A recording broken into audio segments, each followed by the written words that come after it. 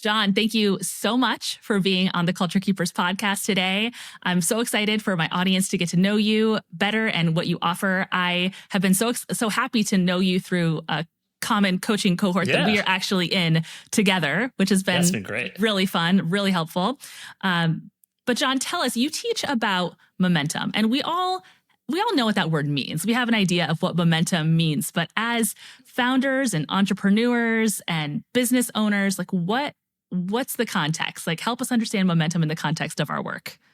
Yeah, well, I think it's one of the most powerful forces out there we can have, right? We can't fight gravity, but if we can get momentum in our corner, it's this feeling of like this tailwind just pushing you forward. And sometimes the beauty of momentum is we don't know we have it until we've actually had it for a while. And so what happens is some people kind of quit or give up a little early while that momentum is still going. And so I'm just a big believer in like daily habits and routines and pushing forward so you can let that momentum compound, because then personal or professional life, these things start coming your way. Everything starts to seem easy.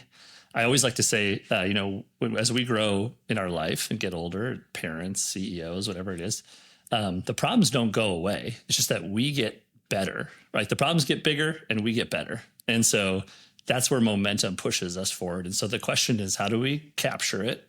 And how do we sort of harness it so that it's going in the right direction?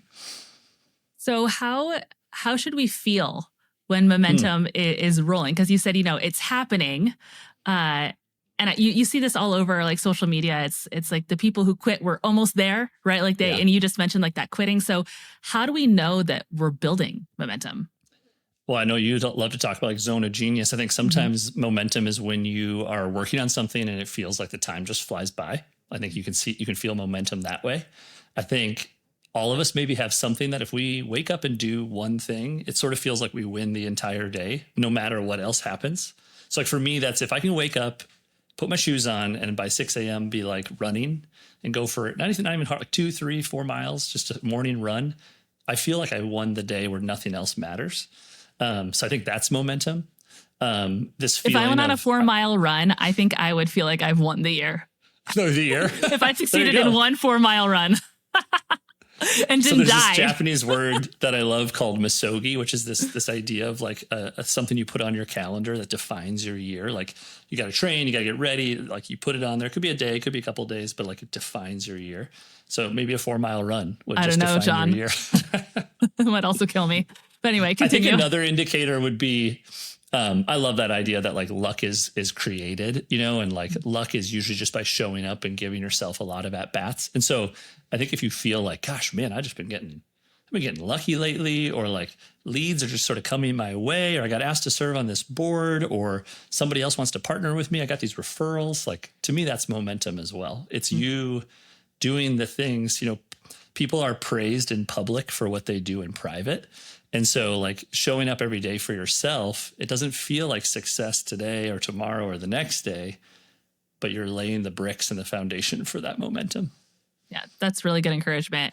I even felt it this last week. So my kids were sick.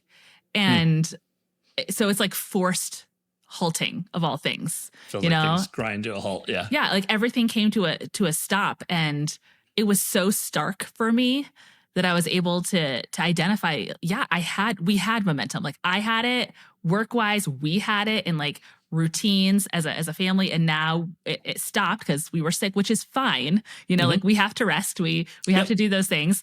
But now I'm like really ready, like how do we get back to that? So what are some common hurdles that leaders come across when it comes to momentum being halted, and what are some ways we can fight through that? Yeah, great question. I think you're right that you probably notice it even more when you don't have it, or like the feeling that you had it and then maybe lost it. And there's a lot of great reasons, like you said, could be sick, could be travel. But if you can be sort of keep momentum regardless of the reasons, I wouldn't call them excuses, but the external factors, then you really know you got something going. So I think there's a couple things. One of the easiest ways to lose momentum is you just go down the wrong path. And so you're actually allocating resources, time, focus somewhere else. It's like one of the things I coach a lot of CEOs, and we love entrepreneurs. You're an entrepreneur. We always love to, guess what? Start businesses and create new things and have ideas and shiny objects. And so I usually try to say, like, don't start another business until you have a 7-figure business. And people don't like that answer, but I think that's one way to keep momentum going in the same direction. Because we're like, well, I can do this 5-10 hours a week and I'll find somebody. And it's like, show me you can build a 7-figure business, and then you can figure out how to like delegate, assign, bring in other people. So that's one way, is like, what path are you on?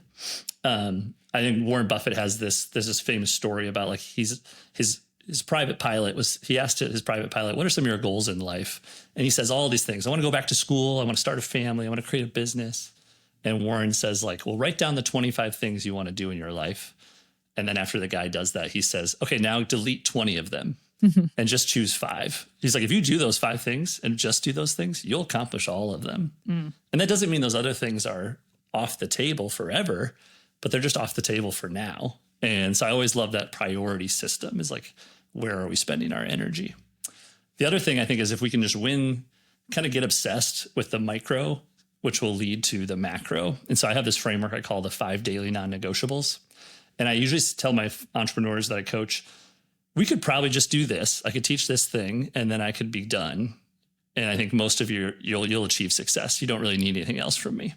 And so what the 5 daily non-negotiables are, I call it like a 1, 2, 3, 4, 5. And so these are my 5 things that I have to do every day, non-negotiable. So vacation, sick kids, and sometimes it's hard.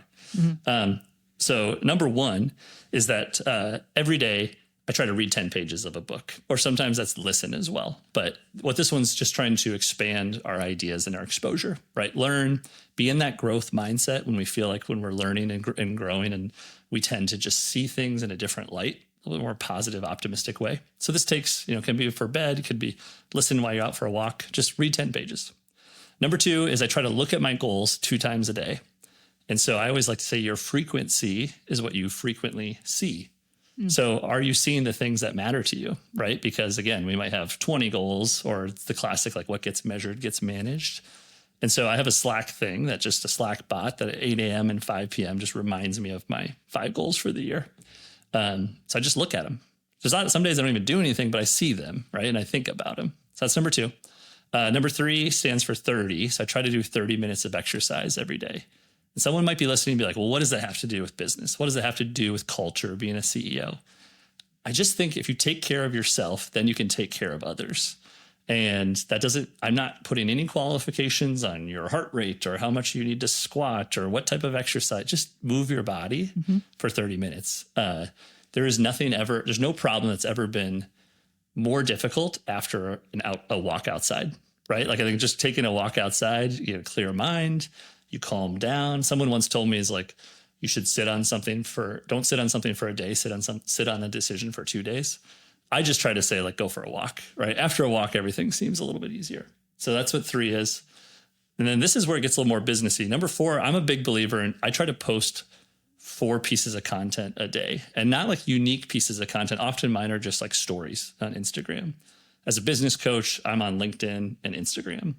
Why I love Instagram, and I'll tell you in a second, is it can really lead well from marketing to sales. But so 4 pieces of content a day. I just believe that every business is in the media business, whether they want to believe that or not. And in an increasingly noisy, loud world, it might seem like we're contributing to that noise, but I coach services entrepreneurs, and we work with people that we know, like, and trust. And so how do you get to know, like, and trust people? By putting out your ideas in the world, showing them your quirks. We know it's not AI when it's goofy and weird, because guess what? Humans are goofy and weird, and that's what makes us, who we are. So I try to post content every day. And then number 5 is reach out to 5 people a day. And that's sales. And so I think this applies to even people who work a mid-level corporate job. It could be reaching out to 5 people you love and just saying, like, hey, Kara, just checking in on you. Like, how you been? How was the move to Oregon? Right? Like, just become the type of person who checks in on people. But often those 5 sales outreaches happen organically. If you're posting content 4 times a day, people react to those stories, show the work you're doing. I always say document, don't create, just document the journey. Your leads will come to you if you then hit them in the DMs and say, hey, do you have a coach? Or like, tell me what's your biggest goal for this year? And that happens organically. So that's a long answer of the 5 daily non-negotiables, but most people won't even do those 5 things. Yeah, that's awesome. I'm like taking it all in, every single word. This is for me just as much as it's for my audience. Love And it. I think the 5 non-negotiables is so good for momentum. But for me, as someone who can get to the end of the day and feel like lay in bed and think of all the ways I failed, Yeah. you know, if you can do the non-negotiables, then whatever happens, you know, like whatever happens in your day, you Yeah. can go to bed knowing like, no, I did what I valued, like what we thought was most important. And I think this is great for personal life, for professional life, but where a place where I'm kind of really thinking about it right now is as a mom who homeschools, because I take the responsibility to educate my kids very Yeah. seriously. Yeah. And almost sometimes, like I never feel like I'm doing enough. Right. And so I just want to do more and more and more and more. And that can be like to a fault. And so what I've had to do is kind of determine like what are our non-negotiables for our homeschooling time each day. And then once those are done, like anything else is just icing on the cake, right? It's just extra. And I can have the peace of knowing I determined what those were. So I don't have to feel that feeling. Like I don't have to worry about that. And yeah, I think that just applies to everything. Because once that guilt, I think is also a huge, I'm guessing is a huge momentum hurdle also. Yeah. A blocker, right? Yeah. Yeah. Like the amount of, I think there's something, I don't even want to quote the stat, the hundreds of thousands, the millions of thoughts that we have a day and like 80% of them are negative, right? Like just the weight of like, what didn't I do? Because truly there is no entrepreneur that goes to bed at night feeling like they checked every box. Yeah. I mean, just inherently, if entrepreneurs are also have to be in sales and you can always make one more phone call. You can always send one more email, Yeah. It's now you have me wondering about what a daily non-negotiables would look like for like an 8-year-old. Like I thought you were going there for like homeschooling. I was like, that's interesting to think about. No, more so just for me and my role as the homeschool parent. But yeah, that negativity bias is huge, right? Yeah. Like we rarely sit in bed at night thinking of all the things that went well. And typically more things went well than didn't. And so I think that's also a really good practice too, is to ask the question, what went well, right? And if it went well, then why did it go well? We can replicate that. Yes. And that probably builds momentum too. Yeah. It's like that gratitude journal idea, right? Or like the 3 things you're grateful for. I like the idea of like stacking days. And so like if you do the 5 daily non-negotiables today and then tomorrow, we've now reached out to 10 people. What if we did it for 30 days? That's 150 leads in your business. Most of our businesses, we don't even need 150 leads, right? Like if you had that many. So it's just one of those deals where it's like, show me your calendar and I'll show you your priorities. Like just do these 5 things and then we'll actually get into the nitty gritty of what we need to change. And so I think a lot of us just overcomplicate things, and momentum is all about, smooth sailing path that like feels like we're right. The best analogy I have for momentum, I was traveling with my kids recently and you get on that, the flat escalator at the airport, right? You're walking and all of a sudden it feels like, people mover. And you're like, all of a sudden it feels like you're kind of like speed walking. And then we got to the next one and it was not working. And like you got on it and it just felt like you're like, ugh, like you just like almost fall over because the one in Chicago wasn't working. And I was like, this is momentum. This is momentum. Do you recommend starting all 5? Like if someone were to sit down and say, okay, I'm going to decide what my 5 daily non-negotiables are, would you recommend just going all in and saying, okay, tomorrow I'm going to do 5? Or would you recommend like staggering it so the blow doesn't feel so hard? Sure. I would say I would recommend doing all 5, but doing it in a way that makes sense to you. So if it's only 10 minutes of exercise, if it's only 5 pages of book, but I think when you think of those 5, so book is like growth, learning, goals is like vision, priorities, working out is really, it's not even about exercise. Honestly, it's about like putting a daily vote for take care of yourself, right? Like even if it is a 10-minute walk, like you're doing something for yourself and your body and you're moving. And we know that our ideas are stronger and we're there's a lot of things you can do through exercise. Posting 4 times a day is marketing and then reaching out is sales. So it's really like we're just hitting if we thought of your board of directors, right? You're hitting kind of each one by doing that. So I think I think your point, I would say I'd go all 5, but if you need to ratchet it up or down, that works. That's really good. I totally feel that. This year I decided was the year of like moving again, like moving my body again. Yeah. And I could totally say something like, oh, I had 3 kids and give all these excuses, but I had my last kid 4 years ago, 4 Sure. years ago. So I've been holding on to that excuse for a long time. Another excuse I've been holding on to is I am legitimately a night person, like big night person. I am not a morning person. Mornings are so hard for me. And so I was always in this battle of, I know it's important to like get up and start well and start ahead instead of behind. But how do I do that when that feels like death? And so I just decided to force myself to do it, honestly, not for the sake of anything but the habit. So I started getting up at 6:15, and we live on this great property. And I put my AirPods in and I walk, and that has been. And my kids, like, they just know now, like, mom's on the morning walk. Like, we don't mess with that. Like, that's her time. And that has turned into, okay, I get back and now I want to do like a 10-minute, like rebuild your core after having babies YouTube video, which then turned into like, well, that doesn't feel like enough anymore. So now I want that. And I want just like a little bit of free weights exercise. And I am not like a fitness person, but now all of a sudden I have like a 40-minute fitness routine, and I'm not killing myself. Like, I don't walk away shaking, right? Like, what am I, fitness people would be like, you need to feel it. It needs to hurt. And I'm like, look, I can't afford for it to hurt. Cause then I have to turn around and do a lot of things in my home for the day. And running a business and schooling and all the things everyone has, right? Like, I'm not unique. Everyone has a ton on their plate. So for me, I knew that it was just a matter of forming the habit.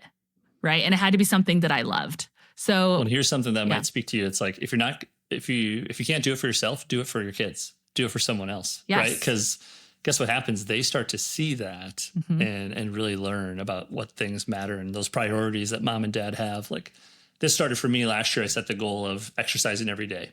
That was my kind of big misogi. It was 366 days because it was a leap year.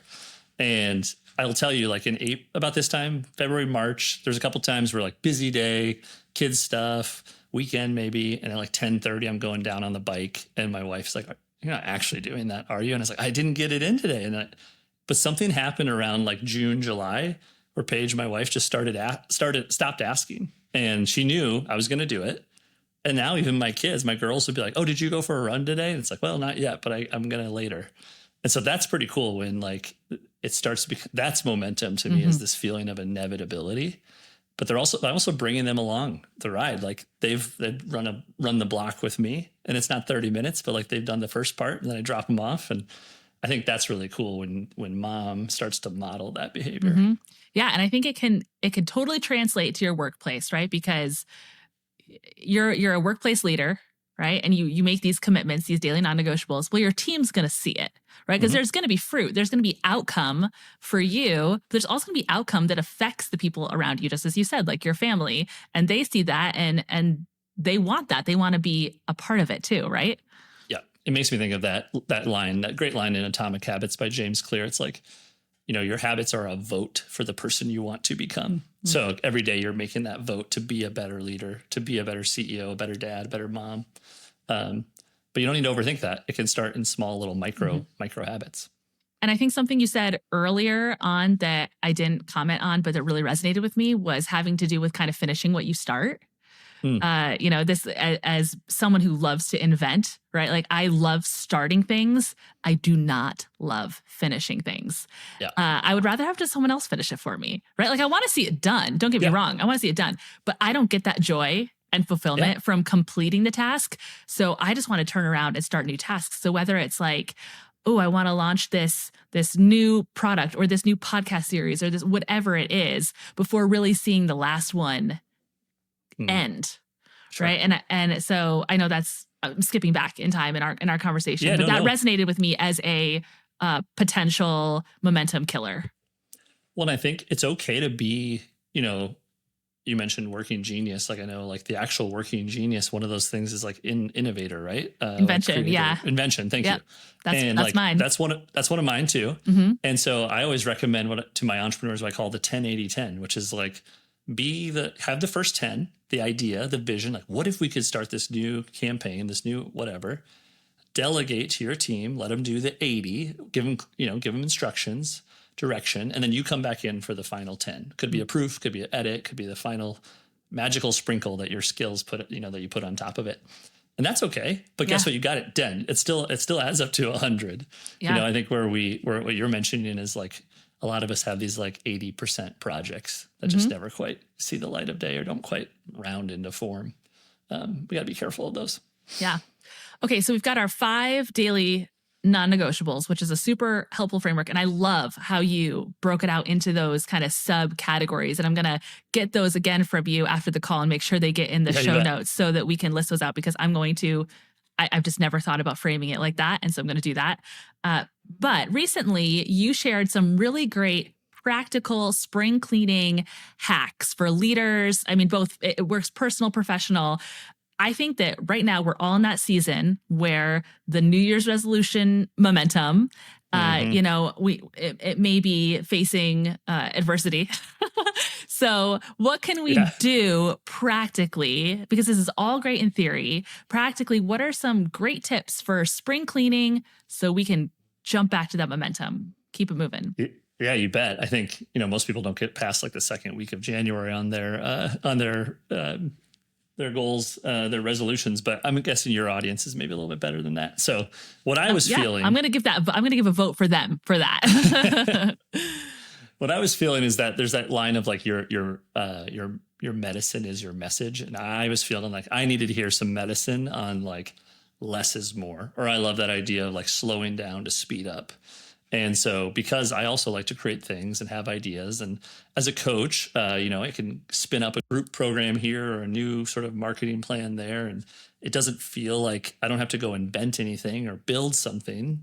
So it seems easy to add, but most people aren't willing to subtract.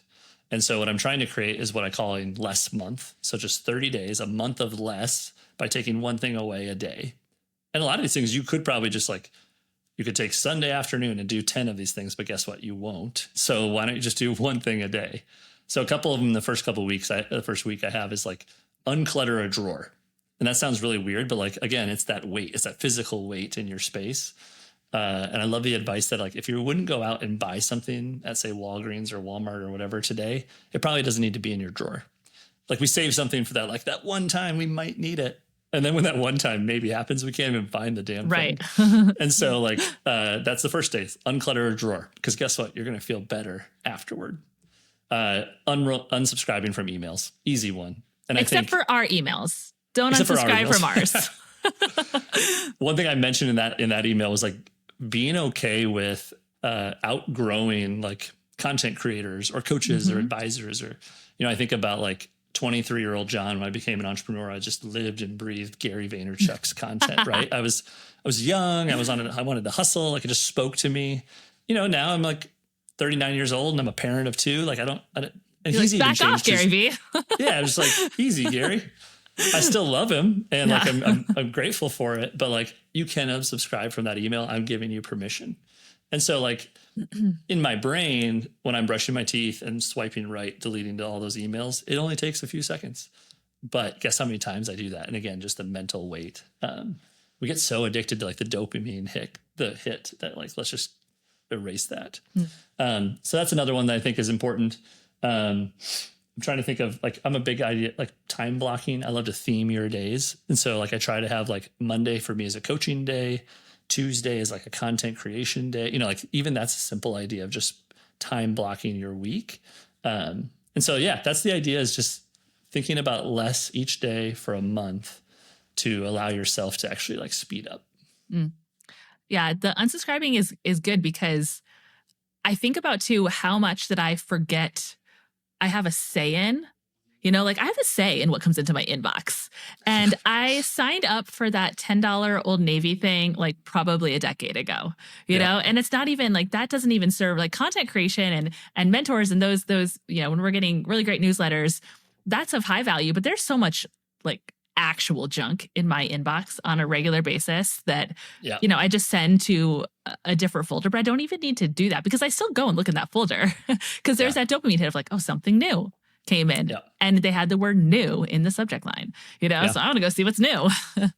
One of them that I love is I have this document called CEO Playbook, and my VA has the access to. It's just a Google Doc. It's kind of a living and breathing Google Doc. And anytime I write an email that I think I will likely write this email again, I give it sort of a name or a title, and I put it in there.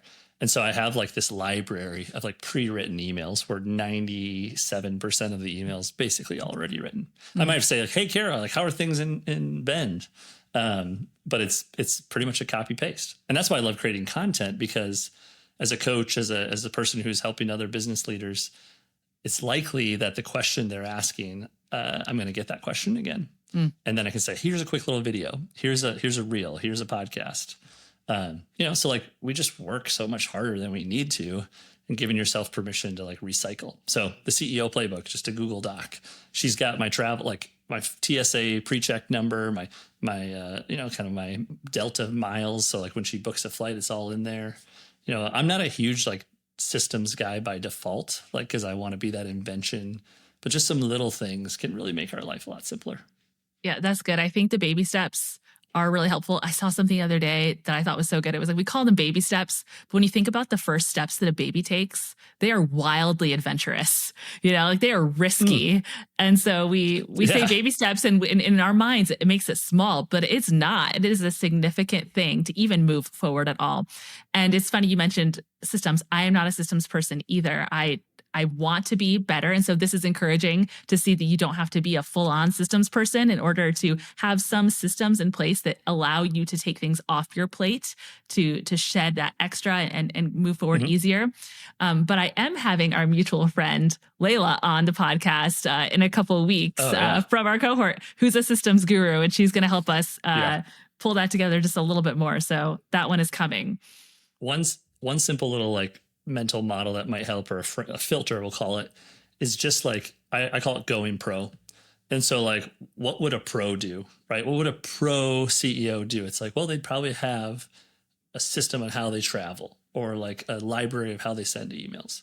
What would a pro like athlete do? It's like, well, they probably wouldn't eat that whole pizza, or they probably would like try to exercise every day, even if one of the days was like stretching or a walk or recovery, whatever it is. And so am I saying I actually need to go pro? I mean, there's a spectrum, there's levels to everything, but just that little filter helps me think to your baby steps of like, okay, even if I'm not a systems person, what would it look like if I were to be more that way?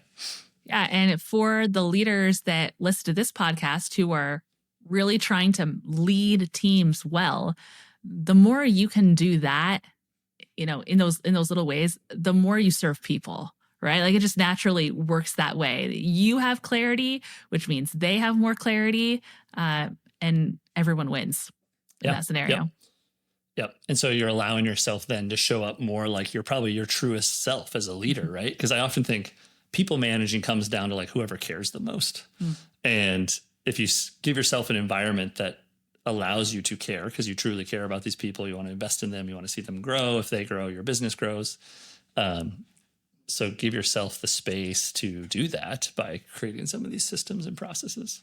Yeah. I had a conversation recently with someone, and we were talking about, well, what if you don't care? Because there are all these culture hacks, right? Like write someone a thank you note every week. Well, sure. Like that's great. But that only works when you actually care about the person, because they can tell when you don't, right? Like that thank you note is actually worse when you send it and there isn't a genuine relationship. So I believe that if you want to actually care for your team, because you got to want it, then you have to make certain sacrifices in order to make time to build relationship. Because it's like anything, the longer you get to know someone or something, or genuinely desire to understand how they think, a natural affection happens over time, even if it's just a mutual respect, it builds. And then you can apply some of those other like culture growing hacks. But I would believe that in order. What is your answer to that? If someone says, what if you don't care? Do you have to like hack the caring, or can you convince yourself to care? I think it comes down to, do I want to care? Right. Sure. Because I think it's honest to say I don't care.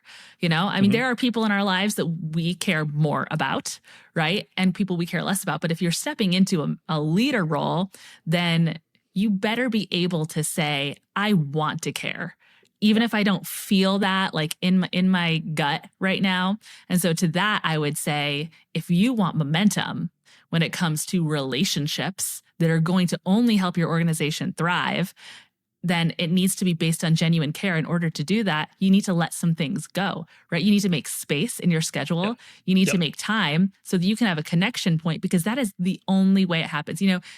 We're both married. And I just think that, if we weren't spending dedicated time with our spouse, we all know this, the relationship doesn't wait for us. It doesn't just Yeah. pause and say, well, we'll just hold tight right here. And in 5 years from now, we'll pick up right here. Yeah. No, five Yeah. years from now, it's way back there, right? There's a It's lot done. of Yeah. deficit. Yeah, it could be done. And so relationships are either growing or eroding, and Yep. that's just the reality. Yeah. So in order to grow it, we need to, like in our marriages, make time for it. We need to make time for culture building, caring for people, building a relationship. And the only way to have that kind of momentum is spring cleaning and non-negotiabling your way so Yeah. that you actually make the time. Otherwise, it just Yep. won't happen. I mean, I agree with you said about time and space. I also run this program called Leadership South Dakota, which takes 40 leaders from across the state here in my home state of South Dakota. And we get together. And one of the first things we do is like, we break bread together. We have like a great meal, and there's no agenda. There's no speaker. It's like sit across the table from someone you don't know and just have a meal with them, because that's space, that's time. It could be a little bit awkward and uncomfortable, which I think is also the way that we grow and build more empathy, by getting a little awkward and uncomfortable. I make them do improv together and things like that. That'll just make them intentionally uncomfortable, because that's where we meet each other as humans and realize, oh, we're not that different, right? Yeah. And we do care about similar things. And it's almost like you have to convince yourself why you should care. Give yourself a reason to care, right? Yeah. Then Yep. you'll be a great people manager.